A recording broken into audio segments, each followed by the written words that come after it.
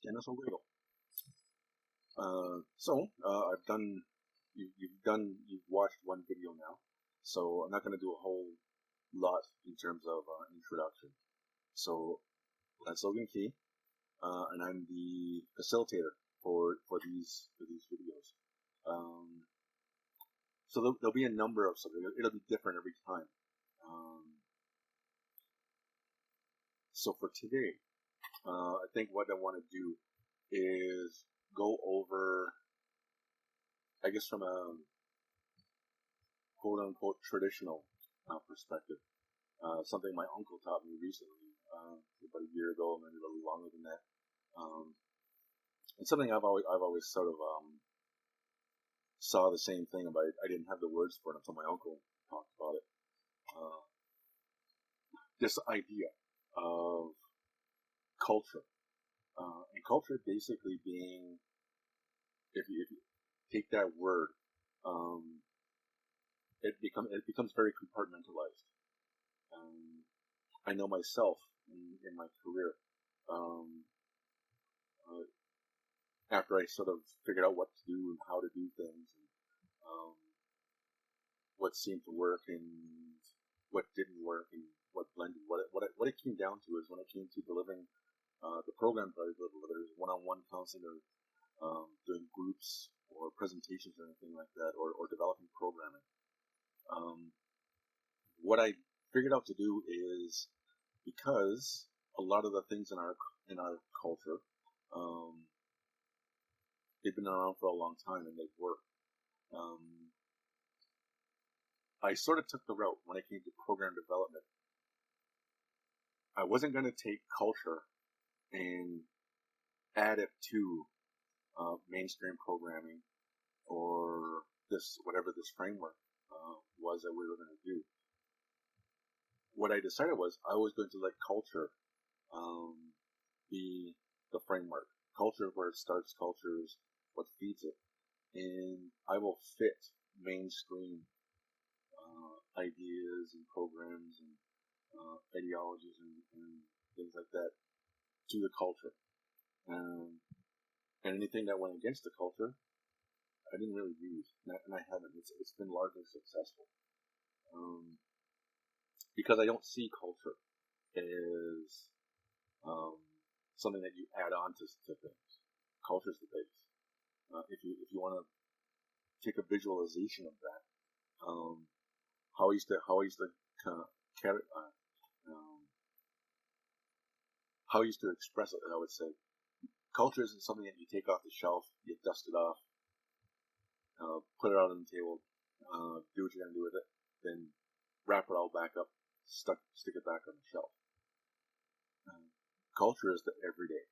You see, people talk these great big huge things about culture, and so that those are all true.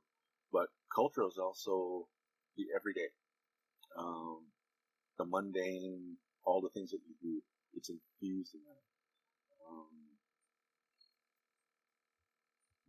It's the base that you work from.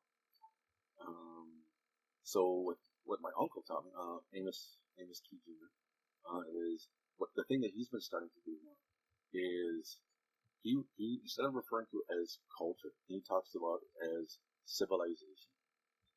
So the Haudenosaunee, like people say, the Haudenosaunee culture, and he terms it as the Haudenosaunee civilization, and I'm trying to get myself into the practice of that too, because that makes much more sense to me. Because that word culture does have that connotation, taking it off the shelf, putting it back on, tucking it away. Civilization this is what we do, this is who we are, it's embedded in everything that we do. So, with that, what I want to do with this video that you're going to be watching is take a look at the base of our civilization. Starting from when we became the Haudenosaunee. Prior to that, we were 5 individual nations. And land-wise and population-wise, we were small. Even together, we didn't match some of the land bases and some of the populations of other civilizations around it.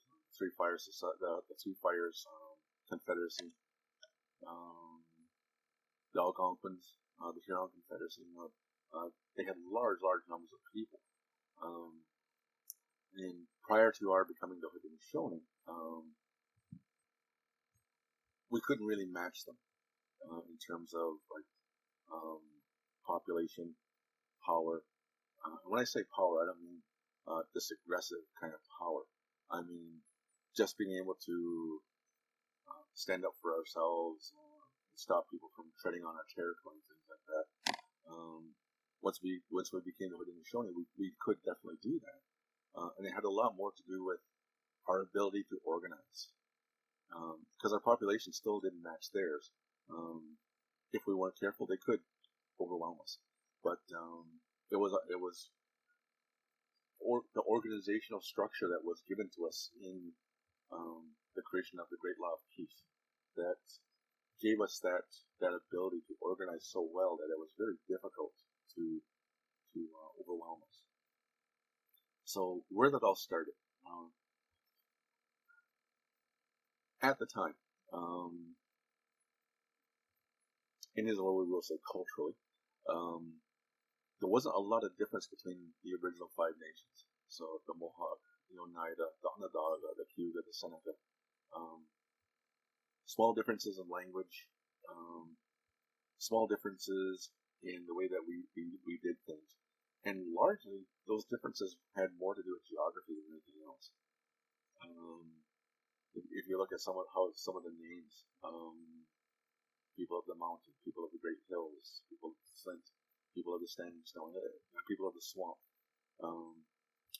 those names came from what the territory was like. And the territory that you lived in, the geography of it, really informed how you lived, how you did things. So that's where a lot of those differences come from. Not a want to be different from each other or anything like that. It was just that's how it was. You had to accommodate to fit your environment, but largely we weren't very different from each other. But we weren't organized. We weren't. We didn't have a lot of the tools necessary to make a civilization, to make a society. So it really came down to tribalism, and a lot of that tribalism, which is why I don't particularly care for the term being applied to indigenous people, because there's a connotation in tribalism of being somewhat primitive, and our people were not primitive. No matter where you went, we were not primitive.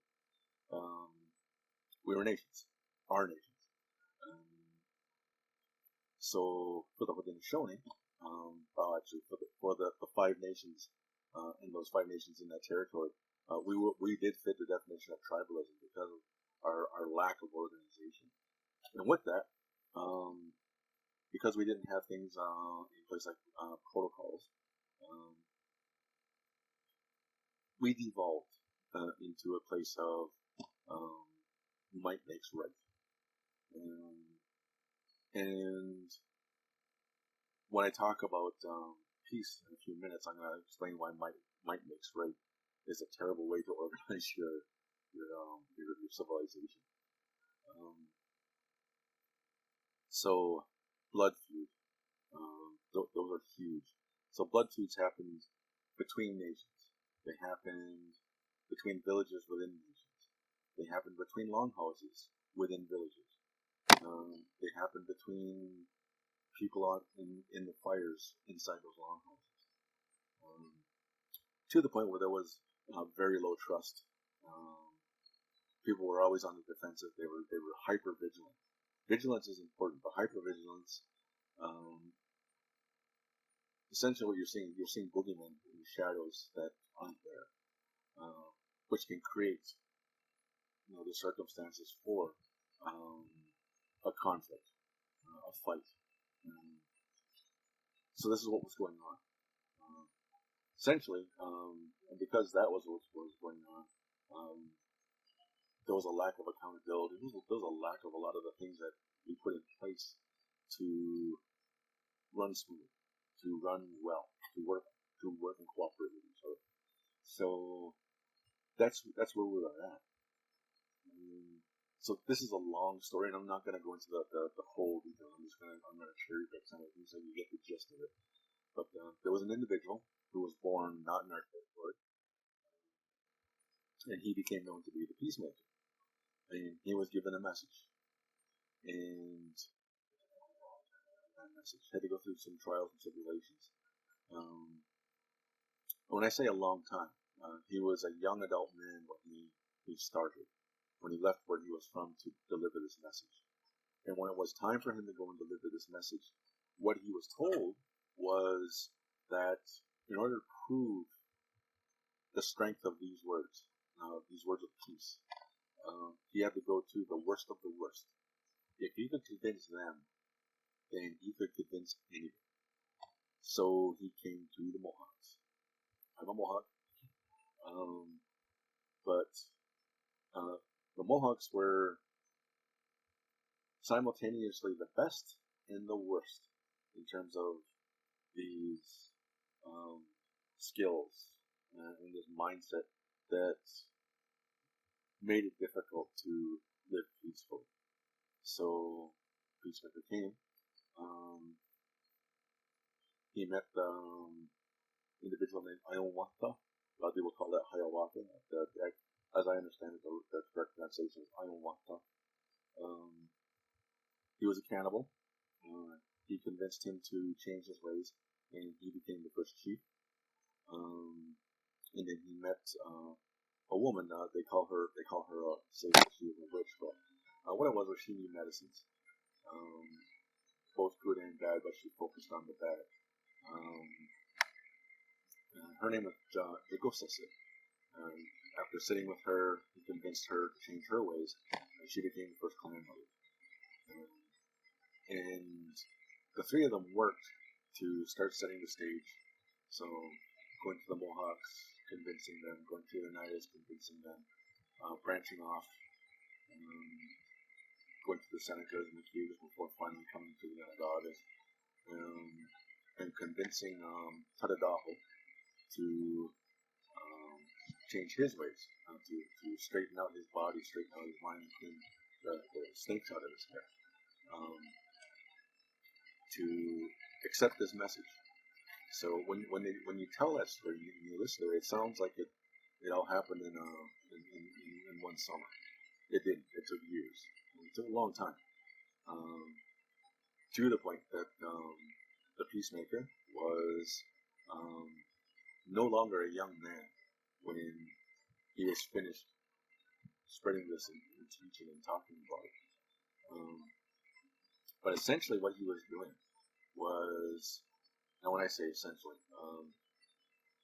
it was actually many things. Even when we talk about it in terms of the big picture, there were many things that he did in terms of what became the Haudenosaunee people, the Five Nations Confederacy. On the face value of this, what he did was he gave a set of laws that were to govern how the 50 chiefs deliberated and guided the Five Nations people. So the reason why I say that is a rough interpretation of what those tenets were translates to law. But as I was brought to understand it, it's not quite a direct translation to call these laws.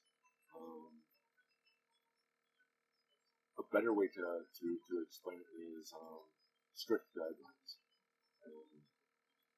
because as I was taught to understand it through my father and my grandfather and some of the things that I heard that my great grandfather had talked about, is that those tenets actually applied more to, indirectly to, the 50 chiefs and how they were to conduct themselves and how they were to talk and deliberate and come to their decisions.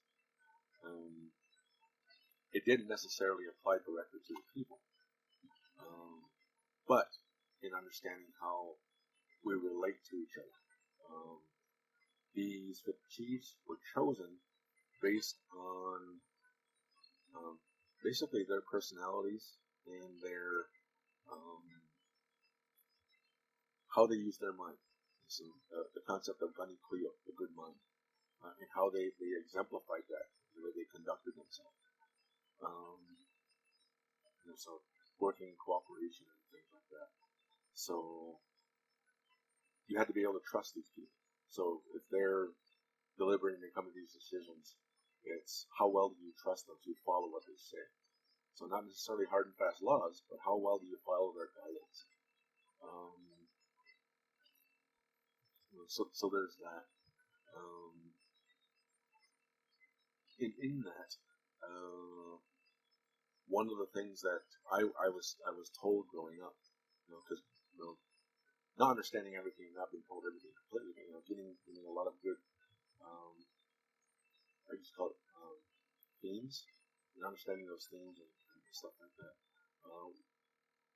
As I got a little bit older, like into my teen years, one of the phrases that would be said to me was, when I had a question or I had a conundrum or had a decision to make. It wasn't said all the time, but every once in a while, one of the older people in the family would say, "What would a chief do?"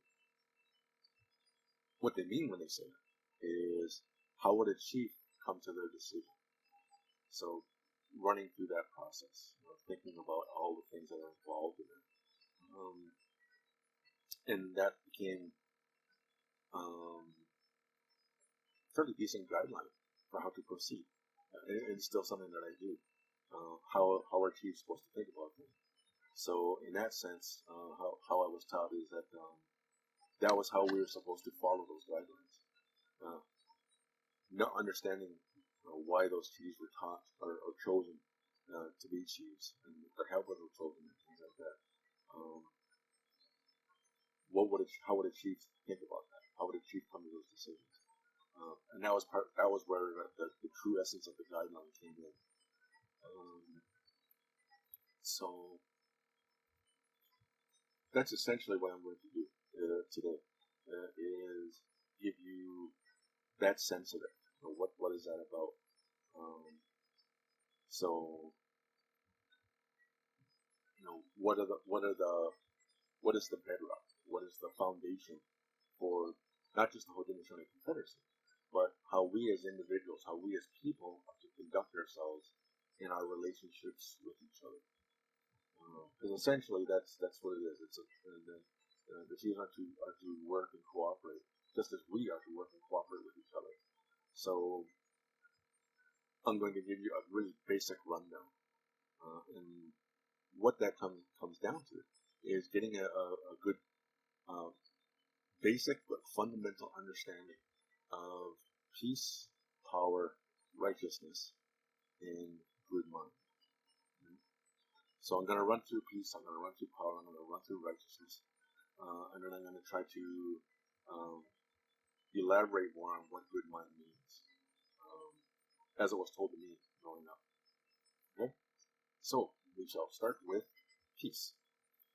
So with peace, and actually with peace, power, and righteousness, trying to let go of,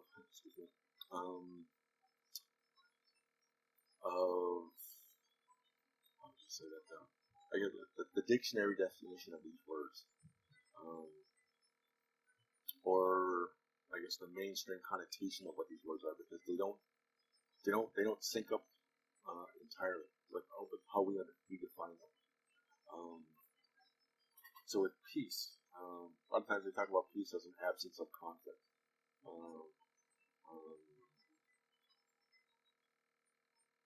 That's just not true. It's not true. Because human beings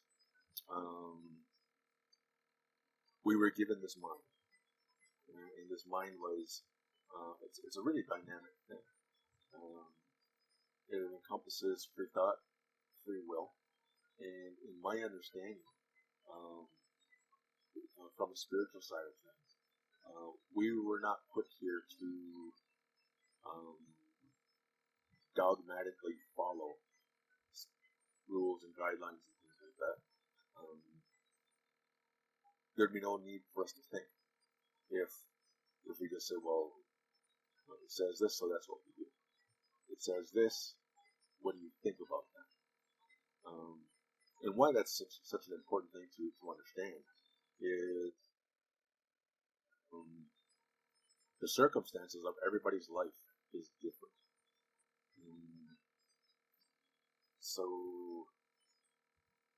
an example, myself and two of my brothers. I have three brothers, and if you come from the spiritual, I have four brothers. But three of us were born about a year apart. So I'm the oldest. My brother is a year and a month younger than me, and our third brother is a year and 5 months younger, maybe 6 months younger than him. So essentially, as we were getting older, there wasn't a whole lot of difference in us. So a lot of things that we were being taught at the same time. So the same words, the same person teaching us, and what you have, what as a result, is three men, similar in age, grew up together, taught the same things in the same way, but we each manifest those in three different ways. Because as much as we are from this family, whether you look at it as from our extended family or our nuclear family, growing up in the same house and things like that, we do have a lot of very different circumstances going on in our lives. So how we applied what we taught has come out in not just the differences in those circumstances, but in our different perspectives on what we think, what we value, what we place as important. So even though at the base we have the same set of values, how they manifest is very different. And that's because we have these individual minds. And if you apply that same thought to every individual that you come across, everyone thinks differently. So I know there's a lot of people who will look at our teaching and say, well, it's all black and white. There's no question. It's not really true. What's a good example to use there? Oh, the man stealing bread. If you've never heard this before, I'll elaborate a little bit. A man steals a loaf of bread, and he is taken into custody. So this isn't necessarily about police and things like that in modern laws. Going back a ways. And so, stealing, not a good thing. You taking something from someone who worked to make it, create it, and you stole it from them. You didn't give them compensate for them. You didn't even ask if it was okay to take it or anything like that. That in and of itself is not a good thing. But circumstances of the man stealing, he's feeding his children with that bread. Did he do something wrong? Yeah. But did he do it maliciously? No. He wasn't trying to hurt anybody. He was doing what he could to take care of his family with the resources available to them. But a person who stole that loaf of bread, but they have the money. It's not going to be a hardship for them to give up the money to get the bread. They're going to get more money. There was malicious intent there. So weighing the circumstances of people and things like that's all part of it.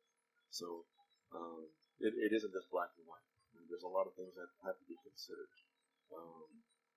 So when it comes to how to apply putting the human teaching into people's lives, that's a big part of it, because you have to weigh not just what the teaching is and, and where it's being applied, but what are the circumstances of the person that you're applying it to. That's also a big part of it. So coming back to peace, power, righteousness, and good mind. With peace, peace is not the absence of conflict. Because we have these different circumstances, we have these different minds that have different likes and different wants and different needs and things like that. We are going to have conflict. In that sense, the conflict comes from a difference in perspective. So one of the things I've done to teach clients is I'll take a cup, this cup. Now looking at it, now in this sense I have an advantage I usually don't have when I teach this. Because usually when I teach this, I'm only looking at one side of it. Because I'm looking at the screen and seeing what you're seeing, I can see what you're looking at. But usually what I'll do is I'll ask the person across from me, what do you see? And I ask for detailed description. And then I'll say, okay, now let me describe you what I see. And I'll describe something, because it's different sides of the cup. It's two different things, and then I'll ask who's right and who's wrong. So sometimes what I'll get is someone will say, well, you're right. Okay, so then I'll ask them, well, why am I right? Because you're the counselor, you're in charge. So I said, well, have you considered that we're both right? Because and I'll say, were you lying when you described your side of the cup? No. Okay, then you're right. And I wasn't lying when I was describing my side of the cup, so I'm right. Essentially, we're both right. But our descriptions were different because we're looking at it from different perspectives. And essentially, that's what the human interaction is. It's two or more perspectives on the same situation, the same environment, whatever it is that you're working with. So those all have to be accommodated. So when we're talking about conflict, when we're talking about peace, peace is not an absence of conflict. Peace is an understanding of the fact that you are coming from two different perspectives, and if you want this to come out in a way that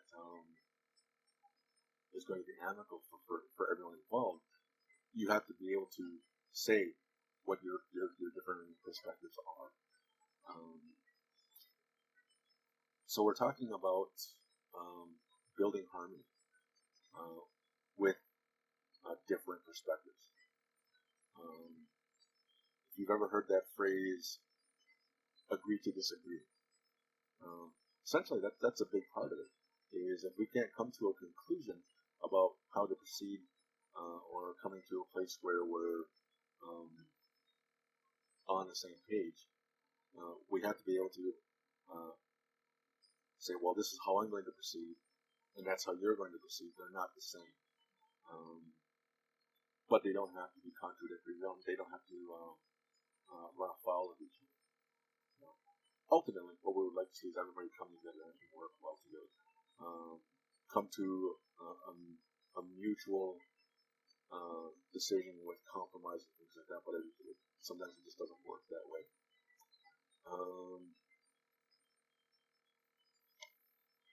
Let's see. Yeah, that's essentially what I'm talking about when I say that conflict, resolving it.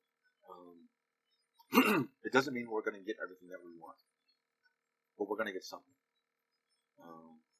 So is the other person there. They're going to get what they want. Because we have to coexist. So one of the things that I really understand in this is that as human beings, we are not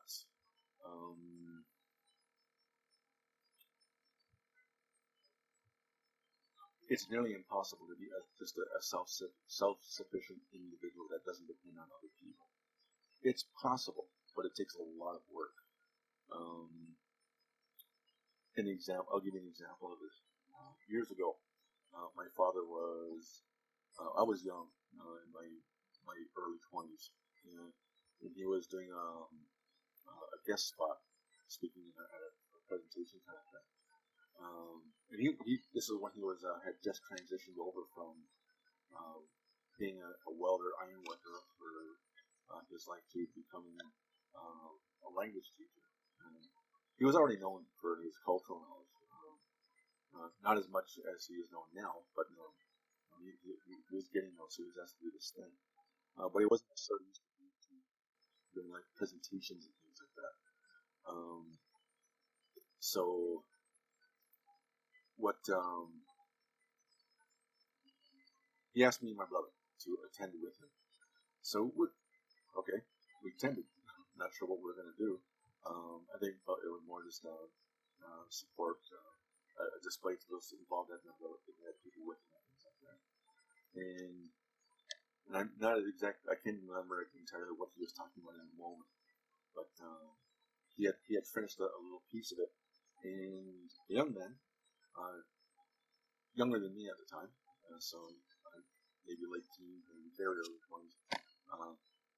This young man said, I don't have to worry about that because I don't depend on anybody. I make my own money. I pay my own bills. I buy my own things. So I have to. It had something to do with that, like cooperating, particularly where men are concerned. So my father, he goes, okay. You mind if I ask you a couple of questions? So the guy said, shoot. So my dad says, how long did it take you to make your shoes? Don't exactly remember what brand, but it was a pair of running shoes, rubber, leather, laces, and things like that. So the kid looked at my father and said, I didn't make the shoes. Oh. Well, who did? And the kid says, I don't know. So my father says, so you don't know who, not just who made them, but how they designed it and things like that. And he went through kind of a list of things, like how do they choose the material, and what do they do to design so it fits your foot and all that stuff. And then my dad talked about who packaged it, who delivered it, who put it on the shelf. And my dad went into like, so when you took it off the shelf, did you walk out or did you have to do something? And the guy said, well, I had to pay for it. Okay, so this is where you come in. You had to pay for it. Now, did you just leave the money on the desk and someone had to ring it up? And okay, so you couldn't take it out until that person did that. So my dad says, what I'm telling you is, even if you don't talk to people, even if you don't interact in this world, unless you know how to do these things for yourselves, you are dependent on other people. And those people are deserving of your respect, because if you don't know how to do that for yourself, then you depend on them to take care of that for you. So then my dad drove the point home a little further and said, what'd you have for breakfast this morning? And the guy didn't want to answer. So I had cereal? And the guy says, oatmeal. Oh, okay, so someone had to go into the field and pick oats. And he kind of went down this and said, unless you did all that yourself. And the guy kind of sat back and shook his head. He said, this is what I mean. Even if you don't personally interact with the individuals who put the things in front of you that you use, you do interact with them in some way. Because in order for you to have it, they had to manipulate it to put it in a way that you can use it. Otherwise, if you don't know how to make your shoes and you're not getting anybody to make your shoes, then you're putting whatever you want, whatever you think you can, over your feet. When it comes to food, if you don't know how to pick it, you don't know how to cook it, and you're eating a lot of raw food, and it's probably not as tasty as you typically do. And that's kind of what I got that understanding of this. Not just a dependence on other people, but an interdependence. Because just as they depend on you, or just as you depend on them, they depend on you as well for the things that you can do. No, and at the time, my dad was transitioning out of his old profession, so being a welder, also being sometimes iron worker. If him and the guys that he worked with working together to set these frames for these buildings, didn't do that work, they wouldn't have those buildings, or living in, or working, or whatever those buildings are being used for. Those people, as much as may have these six-figure jobs, they wouldn't have any place to do those six-figure jobs as it wasn't for the guys up on the steel. And I apply that to any vocation, right down to the checkout person in the grocery store. If they weren't there to do that job, you wouldn't be walking over the groceries. So it's deserving of respect, and that's what this piece is about: is how do you conduct yourself in these relationships? How do you enter into those interactions in the best way possible, so that everyone walks out satisfied. They did their job. You took care of what you had to take care of in terms of the groceries and things like that. And then extrapolating from that, working within your family. And I think that's the most important one to really consider, is how are you interacting in your family in a way that is best for everybody. Compromises wherever you can get them, wherever you can make them. So in that sense, when we talk about peace, it's not just about respecting, but it's also entering into those conflicts in the best way possible, because you're not always going to have that smooth interaction. And that's where you have to really understand the difference between the word conflict and the word fight. Because conflict is healthy. It's necessary. Fight isn't. Because conflict is about differing opinions and coming to mutually beneficial solutions. A fight is about winners and losers. And usually, whoever the winner is and the loser is whoever was able to make their point that day, that moment. Not necessarily who has the best point, but whoever was able to illustrate it in that moment. That's a fight. The example I used, the first gold medalist in women's hockey is Team USA. And they defeated Team Canada. So on that day, that game day for the gold medal, the U.S. outperformed Team Canada. Prior to that game, the U.S. and Canada had met, I believe it was 12 times. And that was within 2 years, so there wasn't a lot of differences in the teams in terms of players and things like that. But, sorry, that's my dog. Those 12 games prior to that gold medal match, Canada defeated the U.S. in all 12 of those games and did it quite handily. So on paper, stats-wise, player analysis-wise, Canada was by far the superior team. Should have won the game. But on that day, in that moment, the U.S. had their number. That's how a fight works. That's not how a negotiated conclusion works. That's how a fight works. And in meetings after that, same thing. Canada beat the crap out of the U.S. team. It was just that one game, that one day. So even though the record says that the U.S. is the gold medalist, the best at the Olympics that year, for the time before and the time following, not even close. So understand that when you're engaging in a conflict, if it devolves into a fight, it ain't about who's got the best idea or the best option, or about cooperating between the individuals involved. It's just about whoever can paint the best picture in that moment, get the way in that moment. In the long run, it doesn't mean it's the best. So keep that in mind. So important things to understand when we're talking about peace.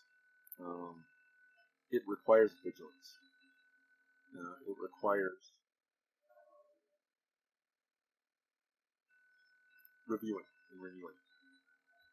Why that's a requirement is because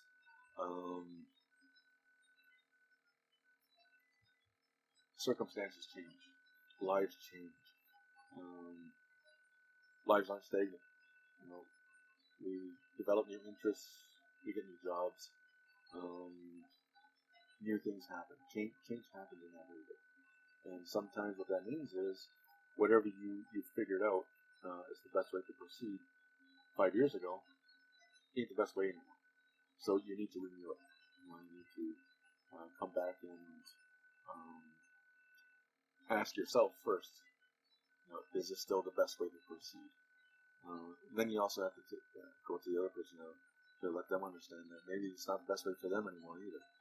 And so you renew it. And sometimes that renewal means you negotiate. Right? Those are important things to understand about this. Essentially that's peace. Peace is not the absence of conflict. Peace is entering conflicts with tools, with the end goal in mind that we're going to work together to come to that solution in the best way, most peaceful way possible.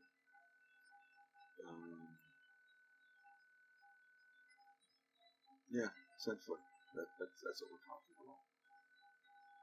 So, the second pillar, power. So a little story. Try to be as quick as this about this as possible. Peace, power, and righteousness. Because when I was a kid, my parents were very much in favor of us being educated. Now, they weren't necessarily about like school education, but that we knew things. So we had 3 different sets of encyclopedias. We had the Funk and Wagnall stuff, several dictionaries, thesauruses, a lot of material that was nonfiction. There were reference materials. So me and my brothers, when we were young, 5, 6, 7, that age range,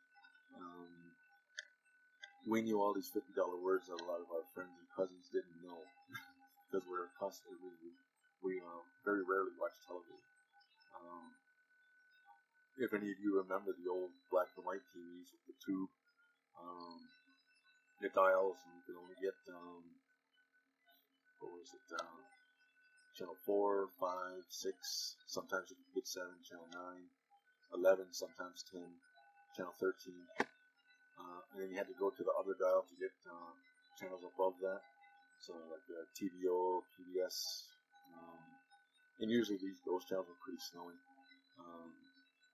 And the screen was smaller than a laptop screen, so it wasn't always the greatest thing to sit down and watch TV. So we spent a lot of time reading.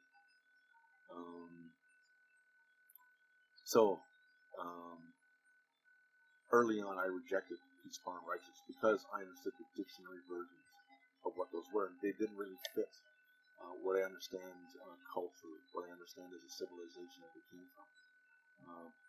In particular, power. I understood power as exerting influence unfairly or without being asked over other people. And that didn't really fit things that I was being taught as I understood them in terms of Haudenosaunee culture and civilization and all of that. So I rejected power as one of the pillars of Haudenosaunee. It wasn't until later on when they were talking about during the recitals of the Great Law that I came to understand a different concept of power. And it was actually how I understood power should be understood anyway. And it's that power is more about power over oneself. This strength that you have. So when I say power over oneself, it means self-discipline. How do you discipline yourself in your actions and things like that? I get as an example, just to get an understanding of where that comes in our society.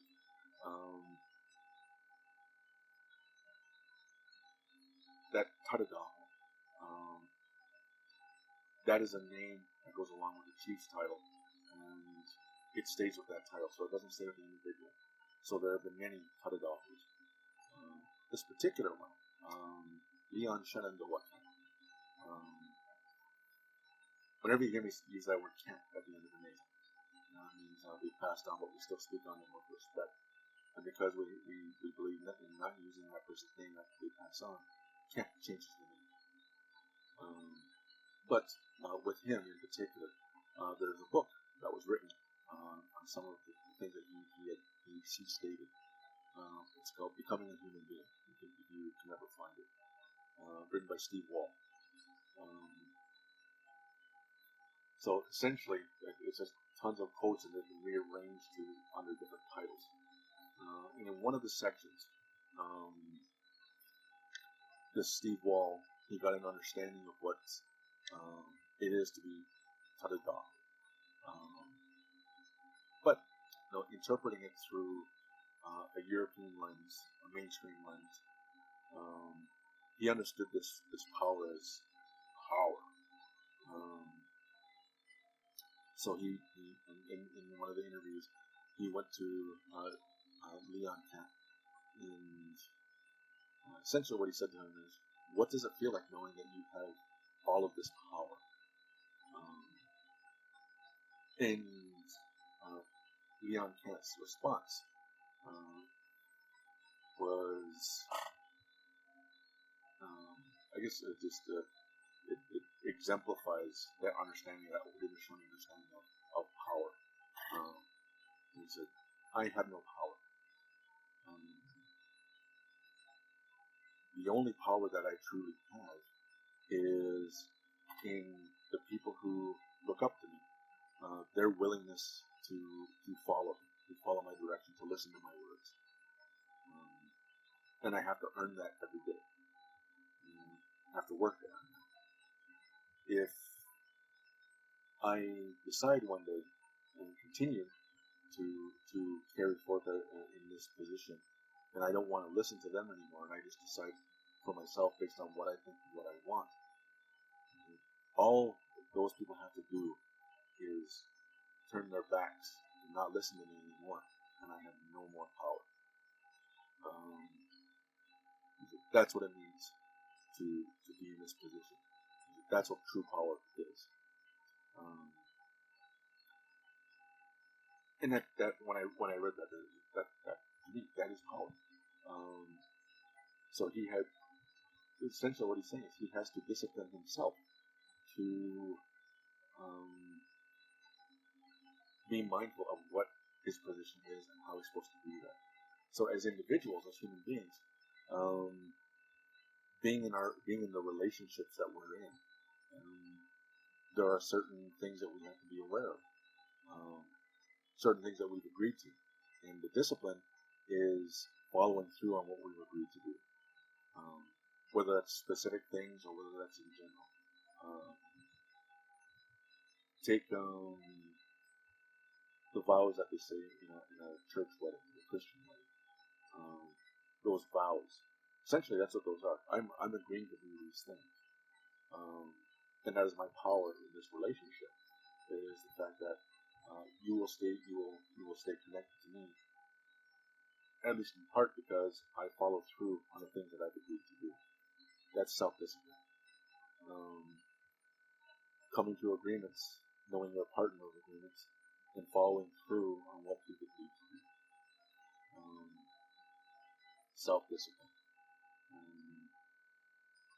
And again, going back to that cooperation thing, it means being dependable.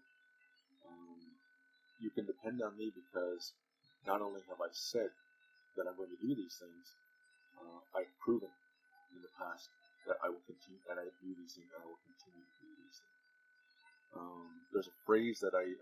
I used to have it on my Facebook status, um, and that is observable pattern of behavior. And it comes from it comes from this thinking, although it didn't came directly from understanding that. So a roundabout way in my mind, but that's what I come out to is an understanding of how this observable pattern of behavior. To be a trustworthy and reliable person. And that's on a particular understanding of the word trust. Trust, faith in another person. I say what I say, and if what I do matches up to that, then you can trust in my word. If I say what I say, but what I do doesn't match up to that, then you can't trust what I say. What you can trust is my pattern of behavior. And if my pattern of behavior matches up to what I say, then that's a really trustworthy person. And when I'm working with clients or family or whoever, that's one of the things I'll say is I will tell people when they're trying to figure out a relationship, whether that's a romantic relationship or a family relationship or a friendship or whatever. Observe their pattern of behavior. The pattern of behavior will tell you exactly what they will do in a given situation. You can rely on that. And I know in my own circumstances, that has never been wrong. That's never been proven wrong. I'm not saying that it won't somewhere down the line, but since that's been a conscious perspective, a conscious way of looking at people, I have never been proven wrong in evaluating a person's pattern and reliably predicting what they'll do in a given situation based on it. So in that sense, I'll tell people that there truly is not a person in this world that I don't trust because I know their pattern. How I trust them and how far I trust them may be different based on that pattern. Like there are people that I would trust with my life.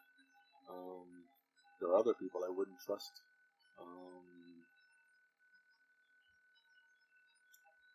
You can throw your own thing in there. Then follow up on that. But people that I wouldn't really give them anything of importance. But there are those that I do truly believe I would trust with my life. And that's based on their patterns. And essentially, that's what power is. My self-discipline, understanding how other people have disciplined themselves. So the third thing, righteousness. Again, dictionary definition, but a lot of times when I in my mind when I think of righteousness in terms of where I first learned it, because Sunday was a sort of a lackadaisy, not much happening kind of day. But we were kids, we'd get up early. My parents would sleep a little later than normal. So we try to watch TV, but the only thing that was on was televangelists. And they would talk about this righteousness. And because my brothers reading encyclopedias and that we listened to words and listening to what they were saying and associating with righteousness, that didn't seem that was a little off-putting. And then coming to this understanding that peace, power, and righteousness were supposed to be one of our basic pillars of our societies. I couldn't accept that either. It wasn't again until just an understanding of what the great law of the side was coming in, and this righteousness more fit what I would understand as a tenet of Haudenosaunee society, Haudenosaunee civilization, and being able to associate with the word righteousness felt right. But it's this understanding of righteousness is faith. Faith in oneself. Self-esteem. That's a lot of what it is. Faith in your skills, faith in your abilities, faith in your direction. And if you truly have that faith in those things, then you won't have the need or the want to force other people to believe like you, or to pin everybody into the same way of behaving, or the same way of thinking, or the same directions. Because your faith in yourself is so strong, nothing will threaten that. Nothing else outside is a danger to that, so they can do whatever they want because you can protect yourself. So that righteousness is not just that I've been taught this way to believe, but I understand why that's there. And after some deliberation and some thought, and some soul searching, this is what I've decided I believe. So that means, again, going back to what I had said earlier about individual minds. One teaching can mean many different things to many different people. That's part of that faith. Because the direction that we're going in life, where we started in life, and the things that have come into our life, that's a very individual thing. Although it may look similar to other people, it's very individual. And then you throw into that how we feel about things, how we look at those things. It all adds up to this very individual happening. So the faith isn't following other people's direction. It's following their input and deciding whether it's relevant to what you're doing. But at the end of the day, being able to decide for yourself, this is what I want to do. Deciding on a path and going with it, but also being flexible enough to change that path if new circumstances and new things come in and make that direction less appealing or less relevant. But that's essentially what righteousness is. It's that sense of self. If you think about it in terms of like spiritual connection,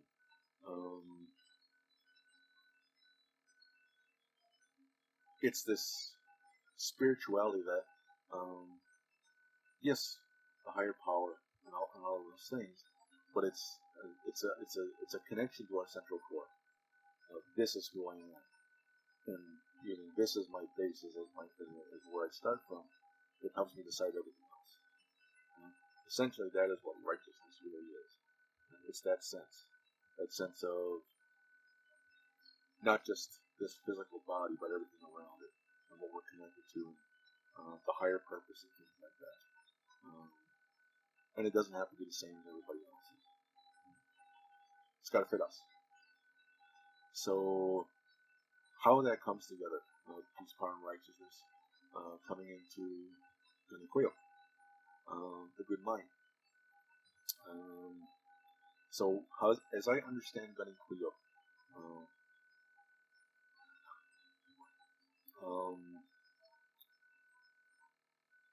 so there's this definition of good mind that a lot of people talk about, and it's definitely true. It's this idea that good mind is positive thinking, hoping for the best, staying positive. Yeah, that's there. That's good mind. But it's only part of that concept. The bigger concept that I don't hear a lot of people talking about, but it's the one that I was brought up with, and that was the focus of Gunny is how do you train your mind to think and make decisions?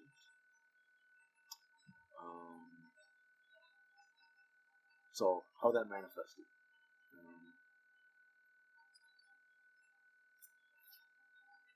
As I got older, starting from when I was a young kid, and I could consciously remember having this inquisitive mind asking questions.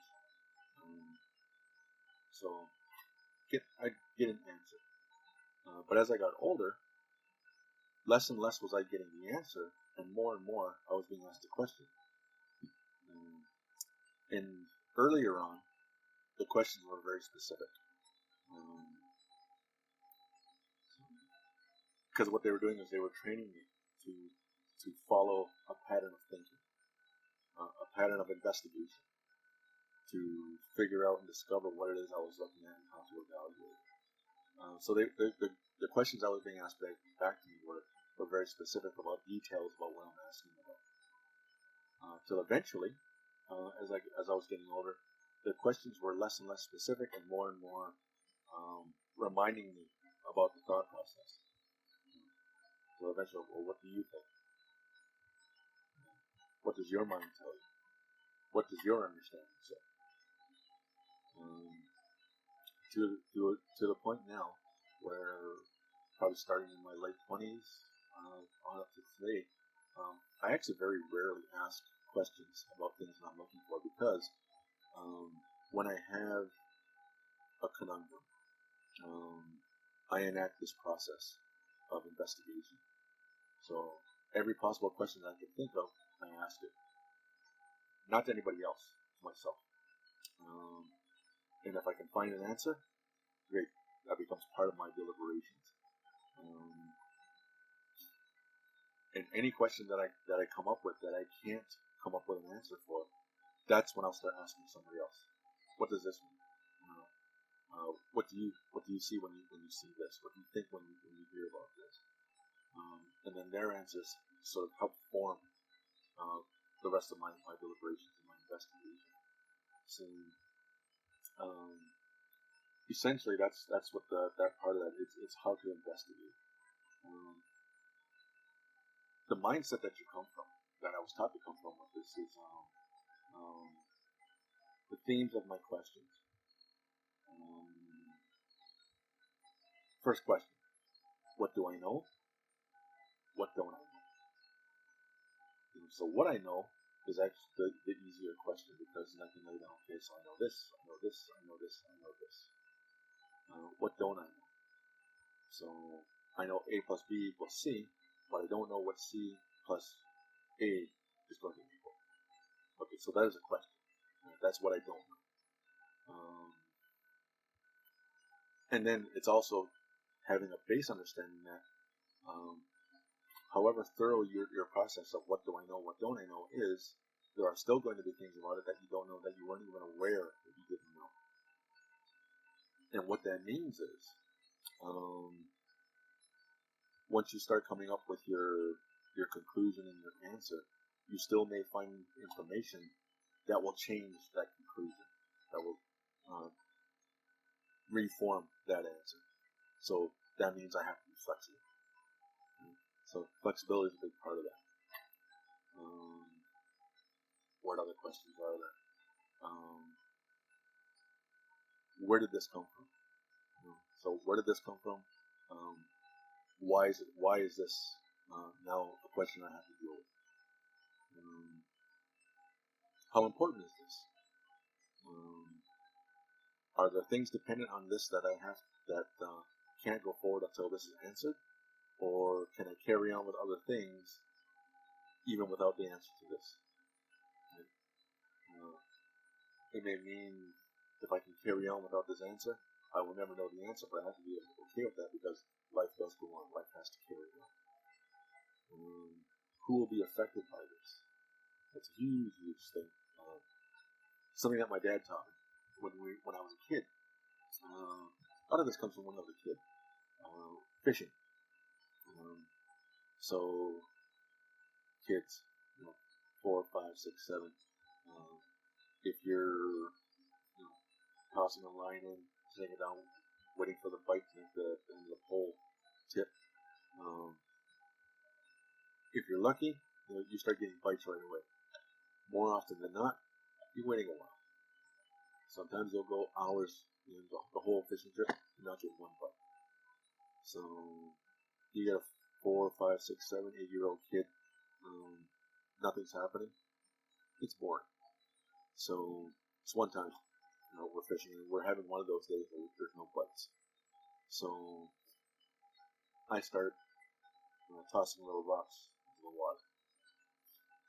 So then my dad says, "Stop doing that. You're scaring the fish." So I was mindful for about 5 minutes, and I started doing it again. Like I give the warning, don't stop doing that. I'm gonna reel everything in. We're gonna go home. Okay. Maybe I lasted 10 minutes that time. started again. So without saying anything, he just reeled them all in. So me and my brothers, when I was in Wasari, because they had started. Wasari won't do it again. Let's keep fishing. My dad says, I'm going to explain to you what you did. Okay? Okay. So, sitting there, water's kind of smooth. And he tosses a pebble into the water. Hits. And he says, what did you see? You tossed a pebble in the water. He says, yeah? What else did you see? Now, at this time, this is when I was young, the Grand River was called the Muddy Grand River, but it wasn't as muddy as it is now. You could probably see about 15 feet in, maybe about 20 feet or so. It was brown, kind of murky, but you could see different things about that far in. So I said, you could see the stone going down. Said, okay. He says, you're pretty focused on the stone. Yeah. He says, what'd you do to the water? I don't know, because I wasn't paying attention to the water. He says, watch again. Threw it in. Pebble hit, it sunk. But because I was looking at the water, I saw the ripples. He said, that is what scares the fish. He said, you throw the pebble in. He said, what was that? Now, mind you, at the time I didn't know what a foot was or anything like that. So about 3 feet into the water. That's how far you threw it in. Now, mind you, when he said 3 feet, I was thinking 3 physical feet. My feet compared to my dad's feet at that age, huge difference. So I wasn't quite getting what he was saying, but fair distance now. And he said, so where do you think the fish are?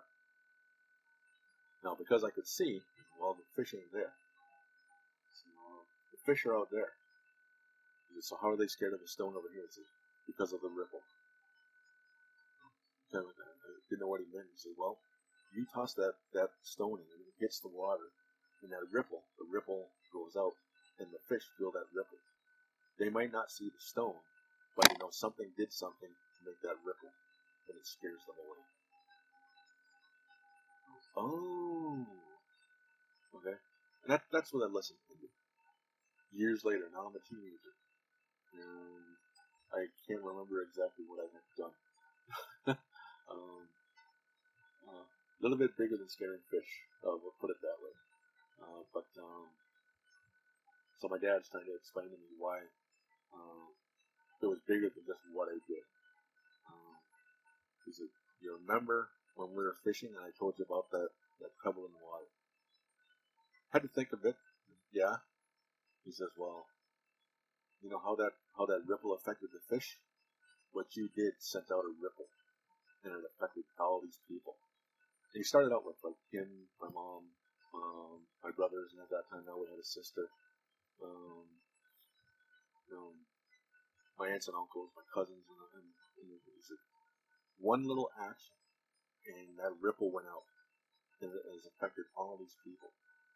He says, you have to think, who is this going to affect when you do anything? Both good and both bad. So that impacted me. That was a huge thing. How far does what I do affect? How does it affect it? How deep does it affect it?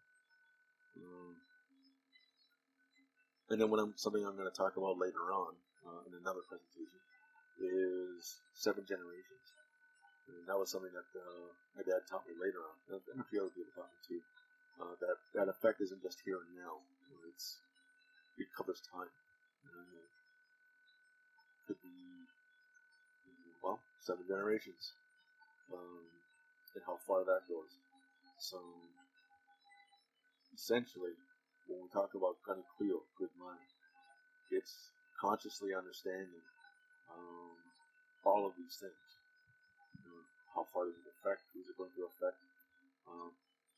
But that Gunny-Quio encompasses peace, power, and righteousness. Those all are part and parcel to Gunny-Quio. Now, do I have the tools to enter into a conflict in a good way? And do I have the self-discipline to understand that I'm not the only person who is going to benefit or not benefit from this?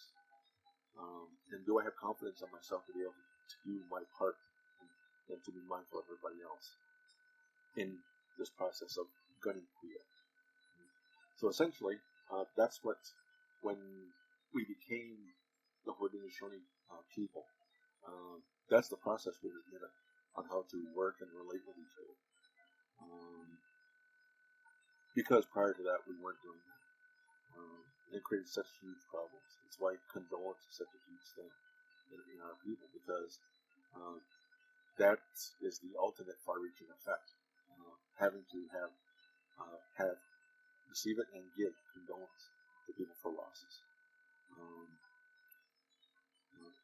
And it can seem a bit trite to say it in that terms because it is so easy to say it that way. But if you have that self-discipline and that presence of mind to understand the depth of what that means, that's a huge tool to be given, this peace, harm, righteousness, and how it culminates in gunning queer. As a guide for how we work with each other, for relating to each other, for carrying forward, not just in our lifetime, but in the lifetimes of our children, our grandchildren, our great-grandchildren. Right? Phrases, the faces coming up in the ground.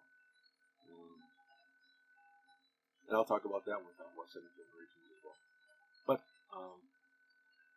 that's where we'll leave that for now. So again, I don't know how. I hope I was as clear as I could be with this. If there's any questions, please do forward them to whoever you're connected with at risk. Yeah, we'll leave it at that for now. Right? Done it.